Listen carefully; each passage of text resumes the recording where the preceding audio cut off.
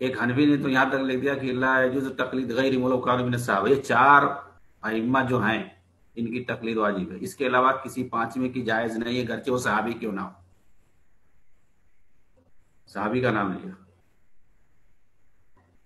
یعنی اگر کوئی چاہے کہ بھائی ٹھیک ہے میں تقلید کروں گا تو ان کی کیوں کروں، اور آگے میں جاؤں گا صحابہ کی کروں گا، کسی صحابی کا نام لے لے. تو کہا صحابہ کی بھی تقلید کرنا جائز نہیں ہے، صاف صاف کہہ دیا. انہیں چاروں کے جائز ہے، اس کے علاوہ کسی کی نہیں جائز ہے.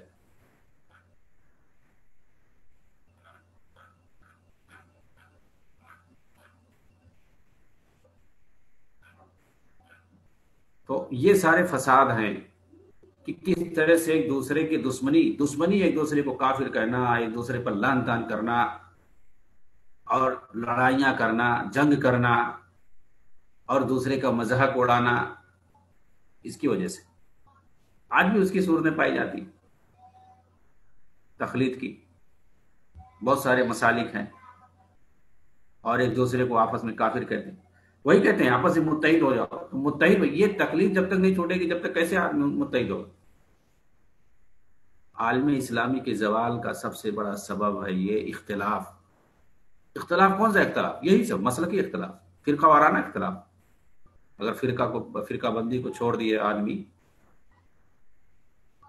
صرف کتاب و سنت کو لازم پکڑ لے، جس کی قرآن حدیث میں جا بجا دلیلیں موجود ہیں، جس کی طرف دعوت دی گئی ہے، کامیابی کی جو ہے باقاعدہ بنیاد بتایا گیا ہے کہ جب تک متحد نہیں ہوگے، جب تک کتاب و سنت کو تھامو گے نہیں، اللہ کے رستے کو جب تک پکڑو گے نہیں، جب تک کامیاب نہیں ہوگے، جب تک تم مطلب یہ ہے کہ تم سربلند نہیں ہوگا، تمہیں سربلندی بھی اس وقت نہیں حاصل ہوگی. یہ ساری چیزیں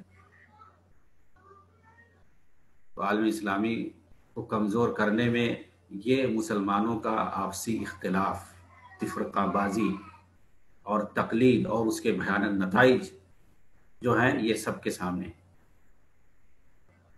اور خاص طور سے بعد کے زمانے میں یہ اور حد تک بڑھ گیا ہے. اس کی وجہ سے لوگوں نے سوچنا چھوڑ دیا، اجتہاد کرنا چھوڑ دیا، بلکہ لوگ پابندی لگاتے تھے، ریسرچ کرنا چھوڑ دیا، تحقیق کرنا چھوڑ دیا. کیوں؟ اس لیے کہ سب کچھ موجود ہے، جو ہمارے وہ باپ دادا نے کہا، ہمارے بزرگوں نے کہا، ہمارے اماموں نے کہا، وہی ہم مانے کہ ہم زیادہ کچھ ہمیں کرنے کی ضرورت نہیں ہے. ہاتھ پیر باندھ کر کے لوگ بیٹھ گئے مکتوب العیدی ہو کر کے. یہ سب سے خطرناک.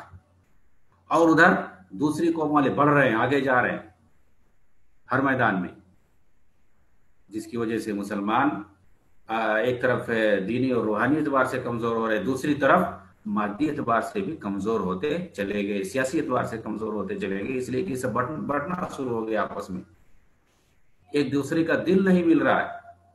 آپ بغل میں نماز پڑھ پیر ملاؤ، وہ آپ کا پیر کاٹ دے گا، وہ بھاگ کے جائے گا، ایک گز دور بھاگ کے چلا جائے گا. آپ مسجد میں جاتے ہو اتحاد کے لیے، اگر زور سے آمین بول دیے آپ کی پٹائی شروع ہو جائے گی. آپ تصوت میں انگلی ہلا دی، انگلی کاٹ دی جائے گی. یہ سب آپس میں سب واقع ہوئے ہیں باقاعدہ. اللہ تعالیٰ ان خطرناک برائیوں سے ہمیں بچائے. تعصب مذہبی، جو تعصب مذہبی ہے، تقلید ہے اور اس کے بھیانک نتائج جو سامنے ہیں، جس کی وجہ سے اختلاف ختم ہونے کا نام نہیں لے رہا ہے. اس اختلاف کو اسی وقت ختم کیا جاتا ہے جب ان تقلید کو، ان فرقہ وارانہ چیزوں کو اور ان سارے جو ہے بدعتی تعصب کو جب تک چھوڑا نہیں جائے گا، جب تک مسلمانوں کے اندر اتحاد ہوگا نہیں، اجتہاد کا دروازہ نہیں کھولے گا، تحقیق اور ریسرچ کا دروازہ نہیں کھولے گا. اللہ تعالیٰ ہمیں دین کی باتوں کو سمجھنے کی توفیق عطا فرمائے اور عالم اسلام کو مضبوط سے مضبوط اور طاقتور بنائے. آمین. وآخر دعوانا ان الحمدللہ رب العالمین. والسلام علیکم ورحمۃ اللہ وبرکاتہ. السلام علیکم شیخ. وعلیکم السلام السلام. علیکم شیخ. ابھی یہ جو تقلید پہ جو ٹاپک چل رہا، جو کوئی بھی اگر اہل حدیث ہوگا وہ تو ایک تو عالم تو نہیں ہو سکتا. جیسے نارمل جو پبلک ہے وہ مجتہد تو نہیں ہے، کیا ان کو مقلد کہا جائے گا اپنے عالم کا، یا ان کو مطلب کیا کہا جائے گا؟ کیونکہ جب ایسے دوسرے لوگ ہیں نا جو اہل حدیث پہ بھی یہ ایسا کہتے کہ تم بھی تو اپنے امام کی تقلید کر رہے ہو، یہ ٹائپ میں، تو ان کو کیا کہا جائے گا؟ دیکھیے تو یہ سمجھنے والی چیز ہے. بہرحال صحیح آپ نے سوال کیا ہے.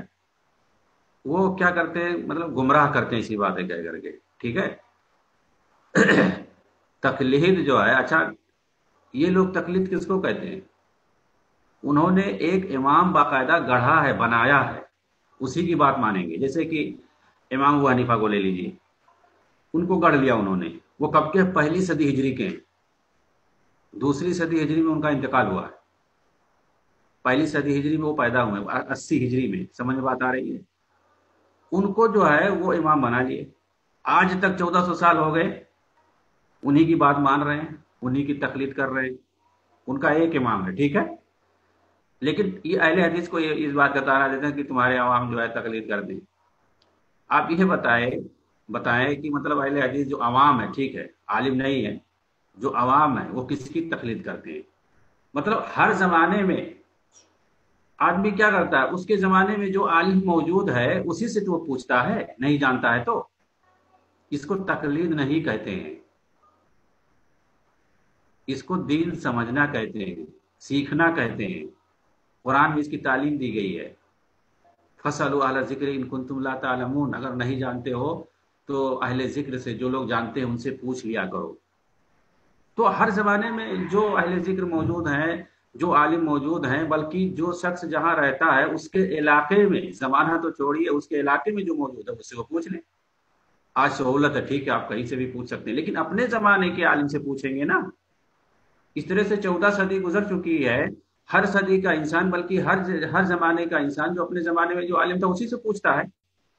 क्या आज का इंसान, ये बताइए, अहले हदीस की आवाम की मैं बात कर रहा हूं, आज का इंसान क्या वो 1400 साल पहले किसी आदमी की तकलीद कर रहा है? ठीक है, मैं नहीं कर रहा हूं, आप नहीं कर रहे हैं, कोई आम आदमी की बात कर रहा हूं जिसे दीन की सारी बातें नहीं मालूम। मिसाल के तौर पर, वो तो हमारे ख्याल परफेक्ट जो है 100% किसी को ऐसा नहीं है कि सबको मालूम है।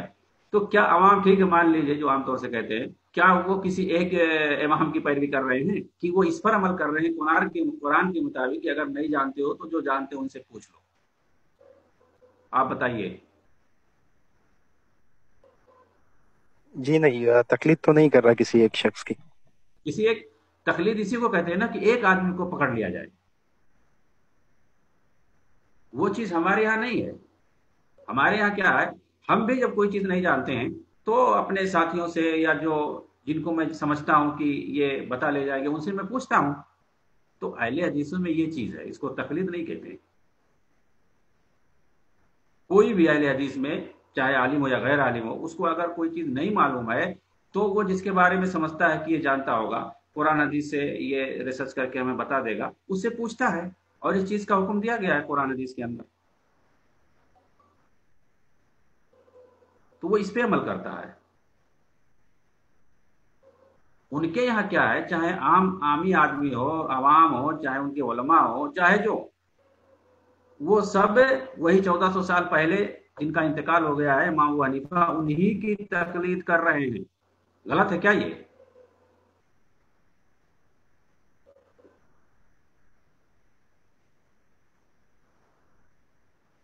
मेरी बात समझ गए आप?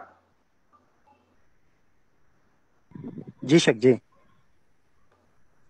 ठीक है। और किसी के पास कोई सवाल है? अस्सलाम वालेकुम शेख। हाँ, वालेकुम सलाम। शेख, जब तकलीद की बात की जाती है तो सिर्फ हनफियों पर ही क्यों टॉपिक को महसूर कर दिया जाता है? नहीं, मैंने तो सबके बारे में बताया है। जी, आपने शाफियों और हनफियों के बारे में बताया है। हाँ, मिसाल दिया है, लेकिन शुरू में सारे लोग का नाम मैंने लिया है, चाहे वो हनफी हो, शाफी हो, ये दोनों सबसे पहले मालिकी हो या हम्बली हो, सब एक दूसरे पे लान तान करते थे। सबकी मिसालें मौजूद हैं, कोई कम कोई ज्यादा। लेकिन ज्यादातर लड़ाइयाँ जो हुई हैं और एक दूसरे को काफिर करार दिए, गुमराह करार दिए हैं, ये ज्यादातर झगड़े जो है ना अहनाफ और शवाफे में हुए हैं।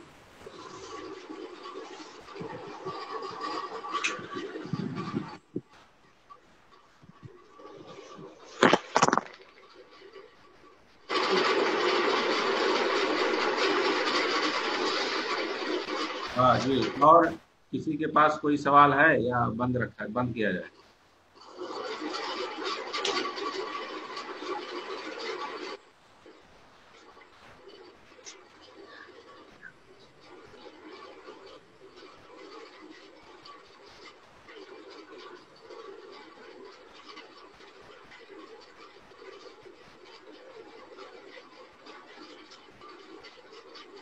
शेख अभी कुछ बातें ऐसी भी सुनाई देती कि हम उस इमाम की तकलीद करते हैं, मतलब मोहम्मद सल्लल्लाहु अलैहि वसल्लम की तकलीद करते हैं, तो उनके बारे में तकलीद ये वर्ड इस्तेमाल करना सही है क्या?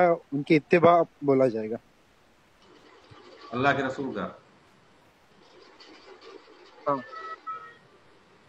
हाँ। उसके लिए इत्तिबा बोला जाएगा। देखिए, तकलीद का लफ्ज जो है ये कुरान हदीस के अंदर इस्तेमाल नहीं हुआ है, ये कोई शरई लफ्ज नहीं है, बाद में ये लोगों ने बनाया ये लफ्ज। तकलीद का लफ्ज कहीं नहीं आया है, इत्तिबा का लफ्ज आया है। इत्तबिउ मा अंज़लल्लाहु, पैरवी करो अल्लाह ने जो नाजिल किया है, अपने रसूल, मेरे रसूल की पैरवी करो। इस तरह की सारी चीजें आई। कुल इन कुंतुम तुहिब्बून अल्लाह फत्तबिऊनी युहब्बिबकुम अल्लाह, मेरी पैरवी करो, मेरी इत्तिबा करो। तो इत्तिबा का लफ्ज आया हुआ है और इताअत का लफ्ज आया हुआ, अतीउल्लाह व अतीउर रसूल व उलिल अम्रि मिनकुम। तो इताअत का लफ्ज है, पैरवी का लफ्ज है, इत्तिबा का लफ्ज है।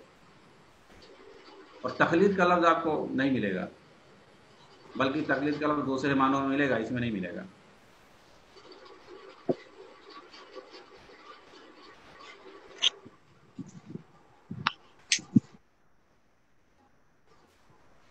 ठीक है, बहुत बहुत शुक्रिया, जज़ाकल्लाहु खैर, बारकल्लाहु फीकुम। अस्सलामु अलैकुम व रहमतुल्लाहि व बरकातुहू।